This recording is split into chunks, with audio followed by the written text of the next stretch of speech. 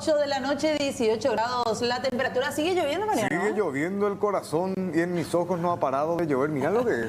No, Sí, en serio, ahora se viene anunciaba fuerza. llovizna para hoy, ¿verdad? Pero creo que ya es una lluvia Sí. interesante la que se está teniendo. Es Ahí en mucha un agua que cae. ratito, en instantes, hay un video allí de zona de Lambaré, el Arroyo Ferreira. Una vez más protagonista en estos días de lluvia. serio? Vamos a estar mostrando enseguidita nada más lo que va pasando, porque también tenemos que hablar un poco de los temas que fueron surgiendo y fueron siendo noticias sin duda alguna en todos estos últimos días, desde el viernes particularmente, lo que ocurría con un terrible hecho de supuesto abuso sexual que sufre un niño dentro de una institución privada. Sí. Y ya para hablar un poco de eso y por sobre todo de aquellas señales, aquellos puntos que tenemos que tener en cuenta, principalmente los padres, estamos ya aquí con la licenciada Magali Martínez. Hola, Licen, ¿cómo estás? ¿Qué tal? ¿Cómo están? Muchísimas gracias por esta invitación. Gracias a vos. Bueno, hay demasiadas cosas que queremos abordar y estamos diciendo, ¿verdad? Para ubicarlo ya a la gente que se quede con nosotros, que queremos hablar de cómo abordamos en casa y cómo tratamos en casa, ¿verdad? El caso en que el hijo, el hermano, el sobrinito cuente algo, porque a veces no precisamente con mamá o con papá hay confianza, sino que con algún tío, con otro familiar cercano, ¿verdad? Eso por un lado, y por otro lado también ver cómo abordamos desde casa o qué podemos hacer desde casa, ¿verdad? Sin dañar un poco lo que tiene que ver con la conducta del chico, si es que este chico hizo algo. ¿Entendés? O sea, ponernos en la situación de si tenemos a una víctima cerca o si tenemos a un agresor cerca. Así que más o menos eso es lo que nos gustaría conversar, ¿verdad? Y este caso particularmente Sí. de un chico, una niña, un niño que cuente algo, que diga algo, o que tenga miedo, por ejemplo, de su compañerito, o que no quiera ir de repente a la escuela. Esas son cosas que deberían llamar la atención, dicen. Sí, de hecho que es un tema súper complejo, ¿verdad? Nosotros ya estuvimos abordando esto también durante toda esta semana. Es un tema sumamente complejo porque tenemos que ver desde esos dos puntos de vista, ¿verdad? Desde el niño que ha sufrido, de que ha sido víctima, el niño también que es el que hace este acto en sí, ¿verdad? Y los papás, que son los que sufren estas consecuencias, también los chicos. Bueno, entonces hay toda una psicología para los dos, ¿verdad? Tenemos que ver también cómo piensan los chicos, cómo piensan los adolescentes, qué es lo que les lleva a ellos a tener este tipo de violencia, ¿verdad? Y también cómo poder identificar perfectamente a su victimario. Ellos saben a dónde apuntar, ellos saben con qué chicos tratar y saben a quién llegar sin que éste pueda hacer algo más. En este caso no ocurrió eso porque este niño sí tenía un vínculo, por ejemplo, con la familia, donde él podía perfectamente hablar con la mamá. Llegaron a conversar sobre lo que ocurrió. La mamá se entera gracias al niño absolutamente de todos los detalles. Eso es sumamente importante. O sea, la confianza es primordial para abordar cualquier tipo de tema. El niño que ha sido víctima de violencia tiene que tener esa confianza con la mamá, con el papá, con el tío, con el abuelo, con quien sea de la casa, para poder hablar de esa situación. Y los padres siempre tienen que poder creer en lo que dice el niño, ¿verdad? Entonces ahí hay un vínculo que no se tiene que romper, no se puede romper, porque si el niño no tiene la confianza de decirle a alguien, a un adulto, lo que está pasando, es porque ahí no hay un vínculo, ahí solamente hay desconfianza, entonces ya no se puede crear ningún tipo de convivencia y de confianza con el niño. Y lo mismo pasa con el tema del que hace algo. Por lo general, y no es para generalizar, pero por lo general las personas o los chicos que incitan o hacen este tipo de violencia son niños que no tienen esa contención en la familia. Entonces no hablan mucho con la familia, ellos no tienen mucha contención en casa, son niños más descuidados en ese sentido, o adultos más descuidados también. ¿Por qué digo esto? Porque esto empieza desde muy chicos. O sea, un adulto que hace esto ya es también un niño que tiene carencias. Entonces son carencias afectivas, carencias emocionales que van surgiendo de otra manera o que se van dispersando en este tipo de actos, ¿verdad? Entonces ahí también la falta de contención, la falta de cariño, la falta de trabajo, de cuidado de la familia hace que un adolescente o un niño pueda también cometer este tipo de actos sin sentir culpa, o algunos sí sienten culpa, pero también se mezcla un poco ahí el tema del poder, del placer que da tener poder, de poder manipular a otros a que hagan lo que uno quiere. Entonces hay un abanico de factores y posibilidades dentro de la familia y dentro de la cabeza de cada uno de los chicos, de cómo ir actuando. ¿Cómo se forja esa confianza? Porque mucho se habla y de hecho estuve escuchando a varios especialistas decir, no tiene que establecer un ambiente de confianza, padre, hijo, para que se pueda el día de mañana también, ante cualquier eventualidad, no solo este tipo de casos, que el niño acuda a papá, a mamá, Claro. a un adulto y cuente qué es lo que le está pasando. Pero retrotrayéndonos, ¿cómo empezar a armar ese escenario para que el niño confíe en un adulto? Y realmente todo recae en la familia. El niño desde el vientre de la madre, él ya va creando ese vínculo con la mamá, ¿verdad? Al salir, él ya va creando un vínculo con los que están afuera de ello. Generalmente es la familia, la que decimos, la familia más cercana, papá, mamá. Pero el niño puede crear esa conexión ya sea con los abuelos, con los tíos, con las personas que él siente que se interesan de verdad, que quieren saber sobre su día, cómo está, cómo se siente, qué le da miedo, qué no le da miedo, qué le gusta, qué no le gusta. Entonces hay ciertos factores que uno va entendiendo. Nosotros adultos también sabemos cuando alguien realmente está interesado en lo que nosotros estamos diciendo y alguien que no. El niño siente eso y es mucho más perceptivo el niño que un adulto. Entonces ahí él va creando y va identificando quién es su persona de confianza. Entonces es mamá, es papá o si hay figuras ausentes. Generalmente en las familias actuales las figuras están pero están ausentes. En el sentido de que está la mamá, está el papá o está uno de ellos, pero está trabajando todo el día, no tiene tiempo de hablar con el hijo. Y los únicos momentos que tienen para hablar con el niño, aunque ustedes no crean, puede llegar a ser la ida al colegio en el auto. ¿Qué tal? ¿Cómo estás? ¿Qué tal tu día? Y hay niños que durante ese trayecto de la casa a la escuela cuentan todo. Y están felices porque te cuentan todo lo que hicieron, te cuentan quiénes son sus mejores amigos, quiénes no. Y no minimizar ni desestimar lo que dicen los niños. Entonces, cuando un niño dice, mamá, yo no quiero hablar, espera, estoy hablando, estoy con los adultos. Entonces el niño ya no sabe si hablar con la mamá o no. Y va retrotrayéndose. Dice, bueno, no es importante para allá lo que voy a decir. Entonces busca otra figura. Entonces va viendo con quién puede hablar, con quién puede interactuar. Y lo mismo va a ir pasando con otro adulto o con otro niño o con un adolescente, en este caso, que quiera hablar o quiera entablar una conversación con la mamá, el papá o el tío, lo que sea. Y desde ese no quiero hablar o no, o más tarde o después, todo eso va quedando. Entonces, la confianza también se va perdiendo en ese lazo. Licenciada, en torno también a esto que tiene que ver con la confianza y la comunicación que usted menciona, quisiera también hablar acerca de la prevención, ¿verdad? ¿Cómo instruirle al niño, a la niña, qué partes del cuerpo no tienen que ser tocados? Por ejemplo, hasta ese punto, ¿cómo abordar ese tema con los más pequeños para que ellos también puedan tener una alerta cuando se da este tipo de situaciones? Generalmente es la mamá la que habla con el niño en este caso, porque es la mamá quien cuando le baña al niño o cuando tiene ese espacio para hablar con él le va diciendo, mira, este es tu cuerpo, nadie puede tocar, si vos entras al baño solamente mamá te puede limpiar o papá te puede limpiar o abuela o abuelo, siempre hay alguien que puede entrar al baño con el niño y la mamá es quien va creando eso, ¿verdad? Va educando al niño como para que sepa quiénes son las personas que le pueden asistir en este caso, ¿verdad? También ya tiene que ir identificando que mis partes, mi cuerpo es solamente mío, eso se respeta, yo tengo que respetar el cuerpo del otro, no tengo que estar tocándole tampoco al otro o pegándole. Entonces todo eso hay que ir hablando con el niño y desde muy chiquitito, cada etapa evolutiva. Digo nomás, que también, o sea, que ¿cómo va a poder procesar un niño de repente eso? Y es justamente eso, no subestimar la inteligencia del niño, porque el niño es brillante desde muy chiquitito. El niño entiende mucho más rápido de lo que puede llegar a hablar. Un niño ya está entendiendo lo que nosotros estamos diciendo sin que el niño pueda hablar todavía. Entonces, cada etapa evolutiva es sumamente importante. Y todos los papás tenemos que saber, y todas las personas adultas, en este caso, quienes trabajan con niños y demás, tienen que no subestimar eso, ¿verdad? Los niños ya entienden, los niños saben. Cuando hay una llamada de atención, el niño ya sabe. Todavía no dice papá y mamá, pero ya sabe que algo pasó porque ya hubo una llamada de atención. Ya hay un límite que yo no puedo cruzar. Y eso se va creando desde muy chiquitito. No es el popular que te dicen, no, pero es niño, no entiende, deja que haga nomás. No, hay límites. Entonces yo voy creciendo sabiendo que hasta acá puedo llegar yo. Porque hasta ahí puede llegar Mariano. Hasta acá puede llegar Fernanda. Yo no puedo cruzar ese límite porque eso ya significa que estoy invadiendo el espacio del otro. Y en cada etapa evolutiva, como estaba diciendo, el niño va entendiendo de cierta manera.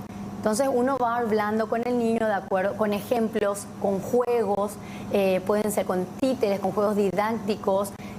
Hay miles y miles de maneras. Hay que empezar a buscar un poquitito. Internet es nuestro aliado en este caso, ¿verdad? También tenemos que buscar páginas que estén certificadas, porque hay muchísimas ayuda, hay mucha ayuda y hay muchos tips que nos pueden ayudar a los padres, a los docentes, a los psicólogos, a los tíos, a los abuelos, a todos, a que podamos educar a los niños de la mejor manera, sin tener que sexualizar nada o sin tener que despertar en ellos ningún tipo de, digamos, perversión, ¿verdad? Sino que es conocer mi cuerpo, cómo funciona y qué es lo que yo tengo que hacer y qué es lo que no tengo que hacer. Si es que no está mamá, que bueno, trabaja mucho, qué sé yo, hizo los meses como de maternidad que por ley le corresponde, pero que ya tuvo que volver a la oficina, cumplir con sus horarios, papá también que trabaja todo un día, y a veces pasa, licenciada, ¿sabes? Que contratan, por ejemplo, una niñera, o a una tía, o Sí, la abuela o la de abuela. repente que se queda, ¿verdad?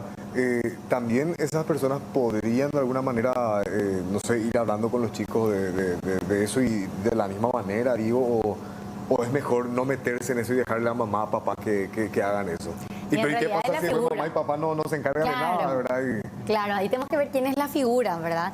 Porque a veces la abuela es la figura materna. La mamá es quien arrulla al niño para ir a dormir, pero no sabe qué comió, no sabe cuál es la tarea del día, no sabe quiénes tuvo son sus fiebre, mejores amigos. que estuvo Claro, enfermo. que estuvo enfermo. Es la abuela quien le llama y le dice, mira, fulanito está enfermo, le estoy llevando al doctor. O tiene tarea, tenés que hacer la tarea. Nosotros tenemos que estar conscientes también de que vivimos en un mundo en el que es altamente competitivo. Entonces, si la mamá tiene que trabajar todo el día, evidentemente la que se encarga realmente del cuidado del niño es la abuela. Pero eso no saca responsabilidad a la mamá de lo que ella puede llegar a aportar en el tiempo, porque la idea es que tengan tiempo de calidad. No necesariamente es la cantidad de tiempo.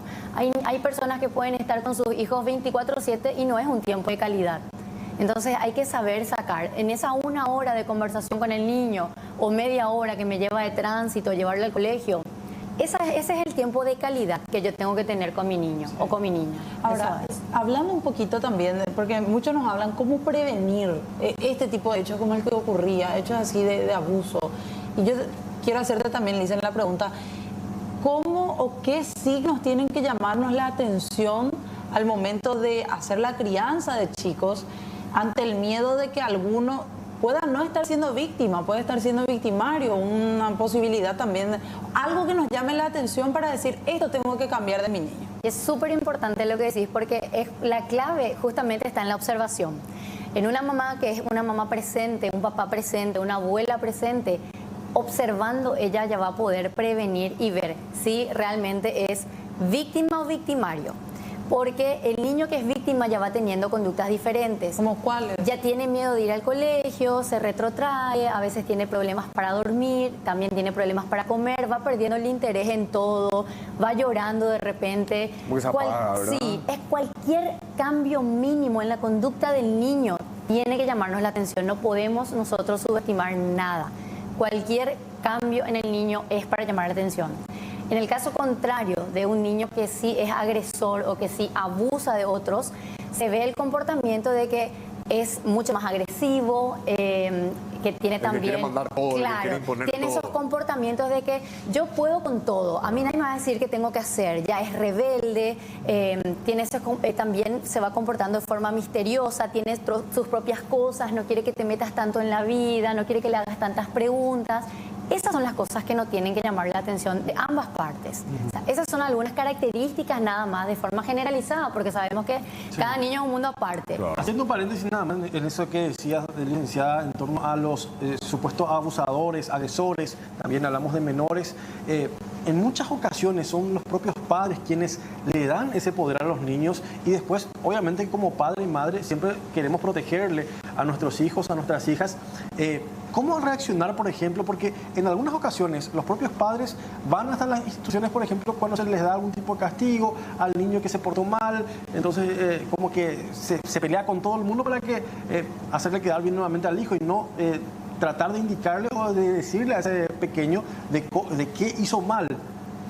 Bueno, ahora yo creo que estas estas situaciones, porque ya son varias situaciones que estamos viviendo esta semana, ya es un llamado de alerta para ese tipo de padres, entre paréntesis, porque ocurre en todos lados y en todas las instituciones, privadas y públicas, que uno llama a los papás por el comportamiento del hijo. No, mi hijo es incapaz de hacer eso, mi hijo no va a hacer eso, pero ¿por qué poner la mano en el fuego por su hijo? Seguramente o está todo el día en la casa, le conoce realmente bien al hijo, o no le conoce para nada y tiene una idea subjetiva de lo que es su hijo o su hija. Claro, de que se convence y de que eso es más fácil realmente, y no, él no hizo esto, ella no, o le están persiguiendo nada más. Bueno, este es un llamado de atención, porque si desde la institución se está llamando varias veces, es porque los padres tienen que acudir. Hay algo que el niño está haciendo ahí que no hace en la casa, y ojo con esto, el niño no se va a comportar así en la casa, el que es agresor principalmente. El que es agresor siempre va a tratar de estar como convenciendo a los padres de que es bueno. Ajustarse a ese sistema.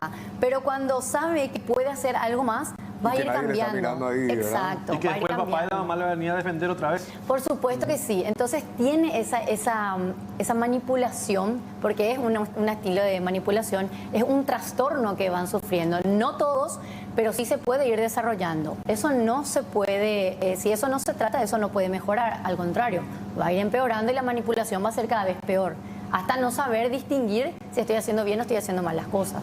Analizando un poquito desde lo que es tu especialidad a estos niños, mucha gente se sorprendía cómo chicos de 12, 13, 14 años ya tienen esta mentalidad. ¿Cuál es tu percepción? En realidad es la cantidad de información que van recibiendo, ¿verdad? Nosotros estamos ya, como hablamos hace rato, en un mundo hipercompetitivo. Tenemos la información ya en la palma de la mano. Hay miles de niños que desde los 5 o 6 años tienen celulares y los padres no controlan eso. O sí controlan diciendo, sí, yo reviso todos los días el teléfono de mi hijo y la computadora y la tablet. Ustedes ven el historial de los niños, ustedes ven a qué páginas entran. Cuando bajas un jueguito online, incluso te pueden bajar varias páginas pornográficas o anuncios que ellos pueden dar un clic y tienen acceso a absolutamente todo.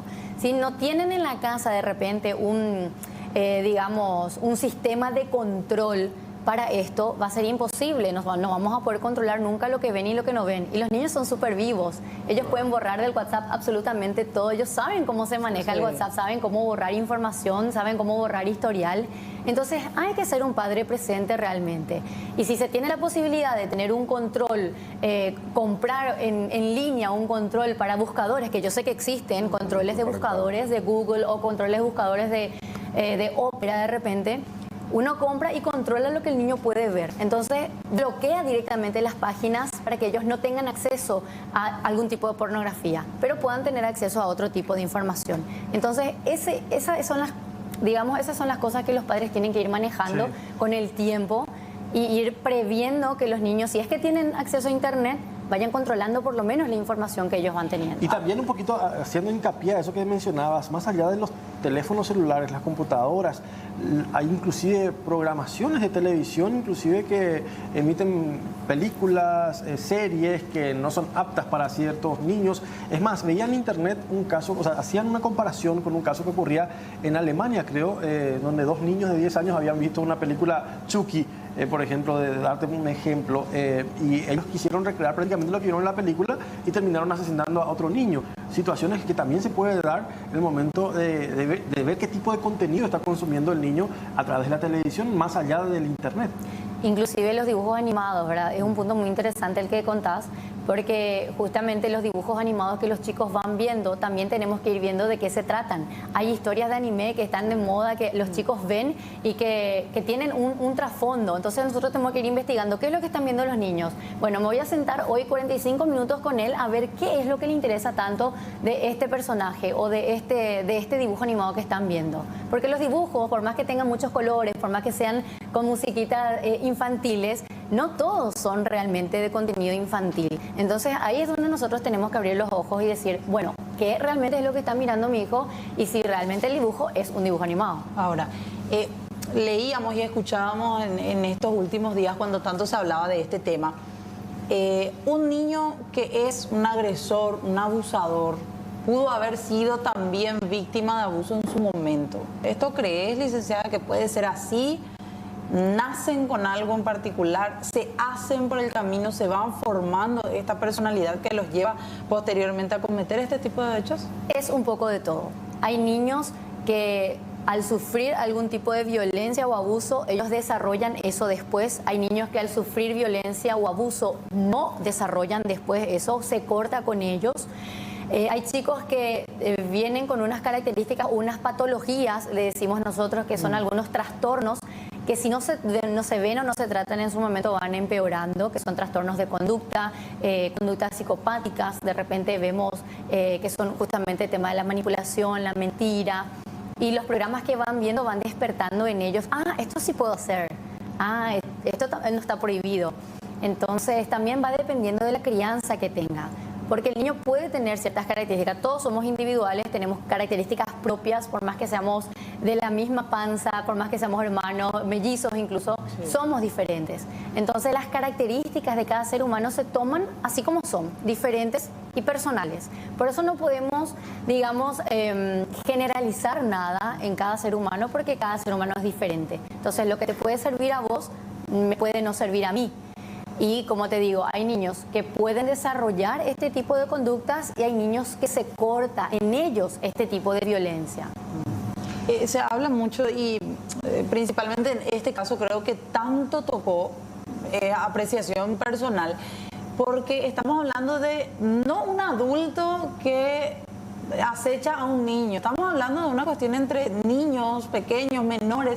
Incluso acá la gente en el WhatsApp decía, pero ¿cómo ellos van a poder hacer este tipo de cosas y ahora por el tema de la edad que no sean imputables? ¿Cuál es el paso a seguir para estos chicos a los que no se les puede someter a un proceso penal como tal, a un castigo penal? ¿Cuál es el paso que se tiene que seguir?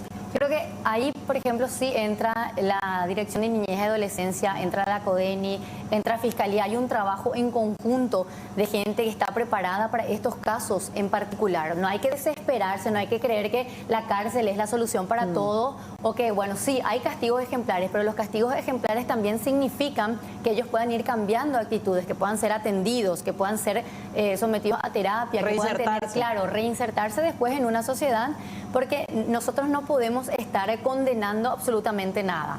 Nos encantaría, ¿verdad?, de repente tener una vara y condenar nomás por un acto a alguien, ¿verdad? Pero tenemos que tener en cuenta que nosotros no podemos hacer eso porque, como hablamos anteriormente, cada persona es distinta, cada niño es diferente, cada adolescente es distinto. Entonces no sabemos a ciencia cierta qué les llevó a ellos a cometer este tipo de actos. Entonces ahí hay que analizar la personalidad de cada uno de los chicos, la familia de cada uno de los chicos, el ambiente de cada uno de ellos, y a partir de ahí hacer un trabajo multidisciplinar para que este niño pueda realmente ser reingresado a la sociedad, en este caso con la certeza y la seguridad de que esto no va a hacer que otros niños corran peligro y él mismo tampoco. Licenciada, un punto muy importante también y muy delicado, por sobre todo, es cómo tratar a un niño, una niña que cuenta ese momento, que probablemente para ese pequeño sea como un juego nada más y no dimensiona lo que verdaderamente ocurrió, pero se asusta más en el momento en que cuenta y la mamá empieza a gritar, a llorar y se arma todo un escándalo. Capaz ese trauma es mucho mayor inclusive de lo que fue el trauma anterior. ¿Cómo tratar a un niño o una niña que sufre de esta experiencia y que finalmente decide contar la situación que se dio? Justamente en la pregunta ya está prácticamente la respuesta, ¿verdad? De que sabemos que nos va a escandalizar, nos va a doler, nos va a doblegar como seres humanos, porque todos somos seres humanos y tenemos sentimientos, pero ahí también hacerle entender al niño que mi reacción no es una reacción de rabia, de ira, sino que es una reacción de contención. Lo que vos me estás contando me duele tanto a mí como a vos, pero yo quiero que me sigas contando, no hagas caso de lo que a mí me pasa, quiero que me cuentes, que confíes en mí, porque yo soy ahora la persona que te va a proteger. Entonces es la contención de uno mismo, porque ahí vamos a trabajar en la contención de uno. No vamos a poder contener las lágrimas porque hay personas que son mucho más susceptibles a llorar o son mucho más susceptibles. Ahora, gritar y someterle al niño a un espectáculo, digamos, entre comillas, de un drama, ahí sí estamos hablando de otro tipo de trauma para el niño. Es escucharle, contenerle, no contener nuestras emociones, hacerle saber al niño que también a nosotros nos afecta de la misma manera, pero que todo va a estar bien, vamos a solucionar este problema. Es un tropiezo, no estamos bien ahora, pero vamos a estar mejor. Entonces, en eso hablamos de contención. No es tampoco contener lágrimas, sí contener gritos, sí contener algún tipo de palabras que puedan ser chocantes, pero en ese momento el niño está más concentrado en él también. Y nosotros, si escuchamos este relato, tenemos que estar más concentrados en el niño y sacarle toda la información, escuchar cada detalle, preguntar constantemente, como hace el periodista, preguntar una y otra vez, ¿qué es más? ¿Qué se puede sacar más de esto? A ver si la versión es constante o la versión va cambiando o qué es lo que está pasando. Entonces, la pregunta es fundamental, indagar es fundamental y escuchar, saber escuchar realmente es lo fundamental ahí. Bueno, licenciada, yo creo que tantas preguntas se dan y es muy imagino que todavía hay padres que, por ejemplo, quieran contactar con usted, licenciada. ¿Cómo puede hacer para contactar contigo en algún consultorio, algún número, alguna red? Tengo un consultorio, sí, pueden ser por las redes también, o les dejo mi número de teléfono. Sí, entonces es el 0982-134-342. 24/7 está prendido, así que cualquier cosa pueden llamar, nomás agendarse y sin problema. Nomás otra vez, sin problema. Es el 0982-134-342. Excelente. Docentes también de repente que quieran hacer una consulta, un asesoramiento de cómo abordar o cómo manejar este tipo de situaciones. Además también gente que quizás conoce casos, que no quiere sacar a la luz pública, pero sí necesita esa contención, va a ser muy importante. Así que, licenciada, te agradecemos muchísimo por tu presencia aquí, por todo lo que fuiste aportando al programa. No, muchísimas gracias a ustedes y bueno, las órdenes para lo que necesiten siempre. Gracias. Bueno, licenciada Magalí Martínez aquí acompañándonos en Puntos de Vista. Ustedes pueden seguir también enviando sus mensajes al 85-625-000. Pausa, ya venimos.